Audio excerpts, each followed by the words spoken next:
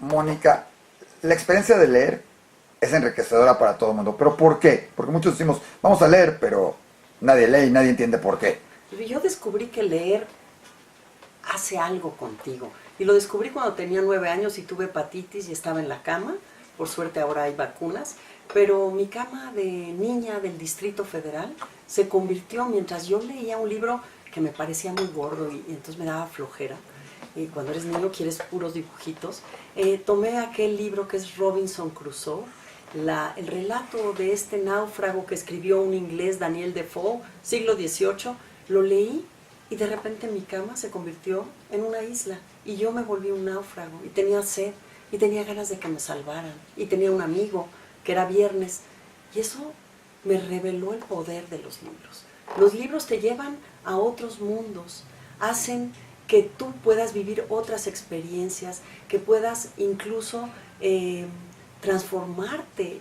Hay un poder en los libros que tiene que ver con el poder del lector. Los libros son objetos que no tienen sentido hasta que el lector posa sus ojos y por lo tanto su inteligencia, el bagaje cultural, su vida emocional, sus sentimientos en ellos, y los libros se funden con la experiencia propia y se vuelven una aventura compartida y sin duda se suman a nuestros recuerdos. Los libros son vivir otras vidas que algunas no podríamos tener la oportunidad de vivirlas, ni otra época, ni ser, qué sé yo, un pirata, un viajero en globo, o irnos al futuro, o ser, si eres niña, pues niño. Eso no podría pasarnos y en cambio los libros son permisos para abrir otras ventanas y estar en otros espacios y estar en lo que es fundamental de la literatura, la condición humana. Dijiste algo muy interesante. Empezaste con un libro como Robinson Crusoe, siglo XVIII. Para muchos leerían, hoy en día agarrarían y dirían, un libro de esa época, un libro del siglo XVIII, y otros pensarían en eso. A mí me tocó empezar con Ivanhoe, todavía un libro de caballeros, todavía más perdido. Entonces, para todos hay. Pero tienes que leer algo de actualidad o tienes que leer otro tipo de cosas. Yo creo que no importa. Yo pienso que hay una buena estrategia para que te gusten los libros, que es que a alguien le gusten y te comente con muchísima emoción que esa lectura, como cuando platicamos una película. Yo recuerdo un profesor en la prepa que hablaba de la metamorfosis de Kafka y nos contó la historia de Gregorio Samsa, cómo un día se despierta convertido en esa especie de escarabajo, y él se emocionaba de tal manera, se ponía todo colorado. No hubo clase ese día, era la clase de ética, creo. Cuando yo llegué a mi casa, y yo creo que les pasó a todos mis compañeros, queríamos leer La metamorfosis de Kafka por la emoción y el contagio con lo que nos los contó, ¿no? Y no era una historia de nuestra época. Entonces, yo creo que es mucho más fácil a veces para crear el amor por la lectura, leer a contemporáneos que cuenten historias de ciudades como las que conocemos, pero no es cierto que necesariamente eso sea lo que comprendemos. No, el poder de la palabra, cuando está bien escrita, armada una historia con personajes, nos puede hacer gozar al Quijote, gozar, ¿no?, historias de la Edad Media, lo mismo que historias en un mundo fantástico que ni siquiera conocemos. Oye, Mónica, tú has escrito de todo, tienes 20 novelas, desde algunas históricas hasta muchos otros géneros dentro de la misma novela.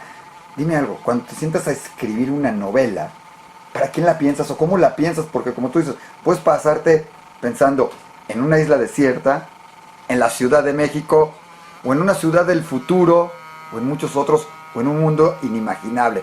¿Cómo escribir una novela? ¿A quién la escribes? ¿Qué haces? Mira, yo por ejemplo, cuando he trabajado una novela que tiene que ver con otro momento histórico, lo que tengo que hacer es informarme, porque ese momento sí existió. Entonces tiene que haber una investigación alrededor de, por ejemplo, escribí una novela sobre unas mujeres en la Revolución, que fueron enfermeras, de una historia poco conocida que me encontré un hilito. Escribir novela histórico es un poco trabajar como detective. Te encuentras una pista, de ahí te vas a otra, encuentras una foto y vas armando un rompecabezas, pero yo no quiero hacer la investigación histórica, yo quiero escribir la historia de los hombres y mujeres, sus sueños, sus deseos, sus fracasos, pero en una época. Y con personajes reales, entonces investigas y luego empiezas a imaginar el mundo que les tocó y a ponerte en situaciones que tienen que ver con lo cotidiano o con las emociones que uno siente. Por ejemplo, escribí Las Rebeldes con esta mujer que armó a la Cruz Blanca constitucionalista, fue con Carranza, había periodistas. Bueno, me llevó a tener que saber cómo eran los servicios médicos en 1914, cómo trabajaban las periodistas y los periodistas de esa época. Y aparte de lo muy concreto, yo quería ver cómo eran sus emociones. ¿Extrañaban? ¿Qué habían hecho? Por ejemplo, esta mujer dejó a sus hijos para irse de enfermera. ¿Qué pasaba? ¿Qué emociones? ¿Y cómo veía a los generales? Porque sin duda era un momento singular el que le estaba tocando, un momento épico, ¿no? No cualquiera vive ese momento. Entonces, es también estar en los momentos privados y en los momentos grandes y públicos. Y sin duda, toda novela, sea de carácter histórico o no lo sea, requiere de la imaginación para hacer personajes creíbles, personajes que tengan la capacidad, lo mismo de enternecerse con algo que de enfurecerse, personajes que tienen que tomar decisiones como nosotros en la vida. Una novela es una versión editada de la vida, no cuentas todo porque sería muy aburrido, hay que contar aquello que tiene un efecto dramático, aquello que a uno le importa. Entonces, yo cuando trabajo una novela, pues es un mundo que desconozco y que me voy aproximando lentamente. Por ejemplo, cuando hice la novela sobre Sor Juana, pues es muy conocida, pero quién sabe de la infancia de esta mujer, ¿no? Eso es lo que viene en las estampitas por atrás. Exacto, eso es la monografía. Entonces había que ver cómo fue una niña excepcional que tenía ya un espíritu científico. Eso fue, por ejemplo, para mí revelador. Le interesaban los eclipses, ¿no? Porque luego solo pensamos que fue una monja ilustrada, no. Entonces fue fascinante hallar muchas cosas. Y aparte de las novelas históricas, has escrito otras novelas, de otros caracteres, de todo. Pero dime algo, ¿qué te gustaría o sobre qué te gustaría escribir? Porque en la novela histórica, como dices, si la vas a hacer histórica, tienes que conocer la historia. Puedes hacerla histórica inventada. Futurista la puedes hacer futurista. Inventada es totalmente inventada. Pero ¿sobre qué te gustaría escribir que no has escrito y que digas, ese es un tema que a la gente le va a apasionar? Pues mira, es que yo no pienso en el tema que le va a apasionar a la gente. Primero pienso en el tema que a mí me apasiona. Porque si el escritor no se apasiona, no sale una novela. Una novela demuestra el auténtico interés y la entrega que le produjo al escritor. El escritor es el primero que se la tiene que creer, porque son mundos de palabras que son mentiras. Y tiene que ser una mentira persuasiva. Pero ¿para qué nos sirve un mundo de palabras que no existe? Digamos, ese mundo está hecho por la imaginación y son personajes que ni siquiera puedes tocar, porque son lupas para ver la realidad. Entonces, ¿qué temas se me antojan? Es que todavía no sé cuáles se me antojan, porque si ya tuviera una idea de uno que quiero escribir, lo estaría escribiendo. Por ejemplo, lo que ahorita me está retando más es escribir sobre mi ciudad, que es la Ciudad de México, una historia que tiene que ver con varias generaciones y su aproximación a la idea del amor de la pareja y de la familia, y ver cómo ha cambiado esto. Pues en la Ciudad de México no sucede nada, no hay de qué escribir. Es una ciudad aburrida, sin tráfico, sin cosas y todo. Es una ciudad.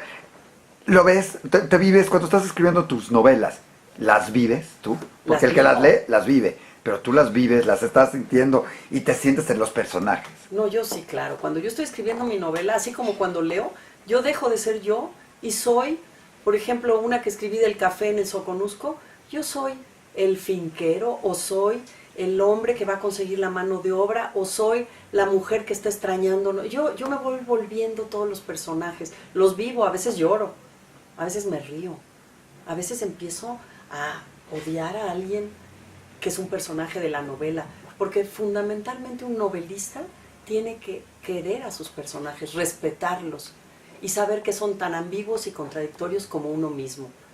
Y fíjate que lo que tengo ganas de hacer ahorita que me preguntas es escribir de nuevo una novela para jóvenes. Yo creo que tenemos muy abandonado en cuanto a la oferta de escritura, libros que se relacionen con los adolescentes, me refiero a los que están en la edad de secundaria. Yo escribí una novela que se llama La más faulera.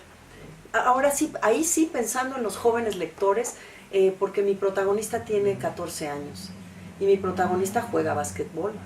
y es una mujer que es una muchacha que comete muchos faules y que lo único que le interesa es estar en la cancha. Su mamá le dice, ¿cómo? ¿No quieres ir a las fiestas?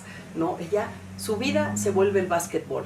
Entonces, esa novela me devolvió tanta satisfacción, porque los lectores naturales de esa novela son los lectores que están en la secundaria. Y he ido a dar pláticas a muchas secundarias y los lectores, a veces me he sentido como rockstar, porque los muchachos que tienen una relación muy honesta con el libro, les gusta o no les gusta, y no hacen reseñas ni tienen que quedar bien contigo, de repente me dicen, ¿y el personaje tal? ¿Por qué no le haces una segunda parte? Y veo que se involucraron. Me han escrito también diciéndome, yo soy como Andrea, la de la más faulera. Me han mandado libros para que se los firme, los regrese.